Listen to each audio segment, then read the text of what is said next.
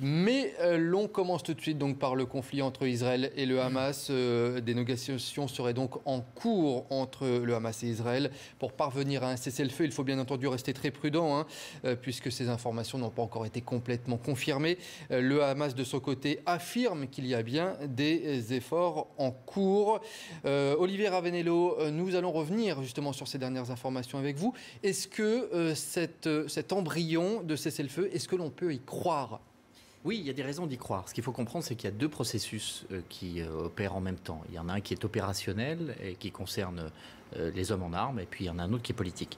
On est dans un conflit où, depuis des décennies, tout le monde se connaît, c'est un conflit entre voisins.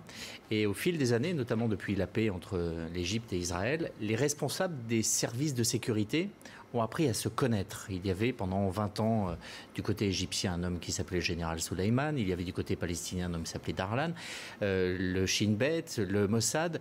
Tous ces gens-là avaient leur numéro de téléphone portable, se téléphonaient et lorsqu'il fallait faire retomber la pression, essayer de se parler pour y parvenir. Et il y avait entre eux une forme, sinon de relation de confiance, en tout cas d'estime, sur la capacité de l'autre à avoir l'autorité sur les hommes en armes et à pouvoir être efficace. Le problème, c'est qu'en quelques années, les voisins ont changé. À Gaza, il y a le Hamas depuis quelques années, mais c'est surtout au Caire où tout a changé durant 3 ans.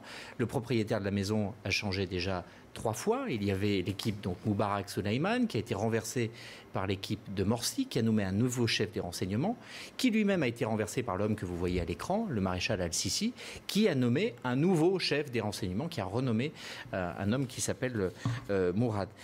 Cette nouvelle équipe au Caire reprend ses marques et surtout, ce qu'il faut arriver à comprendre, c'est qu'on est en ce moment dans un round d'observation où chacun demande des preuves à l'autre. La trêve d'aujourd'hui, qu'on a appelée trêve humanitaire, n'est pas une trêve humanitaire. Elle est surtout une trêve qui est un test. C'est une manière de dire au Hamas: faites-nous la preuve que vous avez la main sur les hommes qui sont en armes, que vous êtes capable de faire taire les roquettes et qu'ils vous obéissent au doigt et à la couture, comme obéissent les soldats israéliens quand on leur donne un ordre. Et après cette démonstration, on peut parler, on peut discuter. Mais d'abord, faites-nous la preuve que vous êtes efficace. Et c'était le sens de la trêve aujourd'hui. Alors c'est vrai que quelques roquettes ont été tirées, mais le Hamas n'est pas seul dans la bande de Gaza. Il y a aussi le djihad islamique qui, lui, ne veut pas du tout d'un cessez-le-feu. Et on peut considérer qu'au regard des 1000 roquettes qui ont été tirées cette dernière semaine, la trêve a relativement tenu pendant les 6 heures. Le deuxième élément qu'il faut avoir en tête, il est politique. On l'a dit, la donne a changé au Caire. Il y a au pouvoir un maréchal et des généraux qui sont en train de mener une purge contre les frères musulmans. Ils sont emprisonnés par dizaines de milliers, condamnés à mort par milliers. Et les frères musulmans, ce ne sont ni plus ni moins que les cousins du Hamas. Le Hamas, c'est la vitrine ou la boutique des frères musulmans du côté palestinien. Donc évidemment que le Hamas, en ce moment, a la plus grande méfiance vis-à-vis du pouvoir qui est au Caire. La proposition de cessez-le-feu qui a été faite il y a 3 jours a été tout de suite refusée par le Hamas.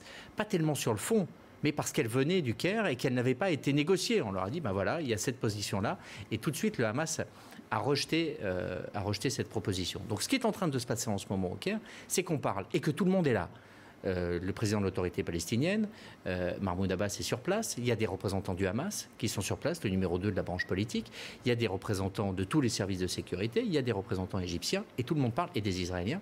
Et on parle de ce cessez-le-feu. Ce qui n'était pas le cas sur la proposition d'il y a 3 jours. De quoi parle-t-on? Essentiellement de la levée du blocus, qui pèse sur la bande de Gaza depuis 2006. Mais pas seulement côté israélien.